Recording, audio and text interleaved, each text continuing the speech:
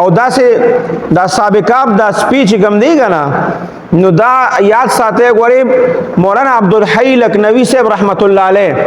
هغه 15 زناور یاد کړی دی په خپل کتاب کې لیکلی دی چې دا 15 زناور دا سیدی چې دا دی زناور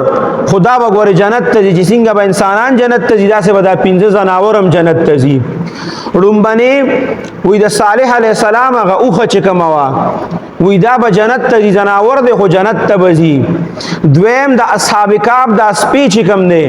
وې دا هم سپی دی او زناور دی خدا به جنت ته ځي دریم وې دا اسماعیل علی السلام په ځای چې کوم ګډه لال شوی هغه چې کم دی نو دا به موي جنت ته ځي زناور دی خو جنت ته بځي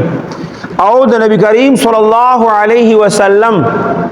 هغه براق چې کوم دی براق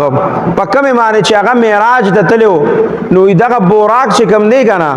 وې دا چې دی یاد ساته دا به موي جنت ته ځي زناور دی خو جنت ته بځي پدې کې بیا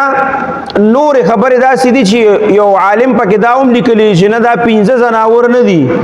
دا 10 زناور دي او هغه سره بیا سیوا کړی دی د یونس علی السلام چې کوم مې خوړلو وی چې دا مې بم جنت ته ځي د ابراهیم علی السلام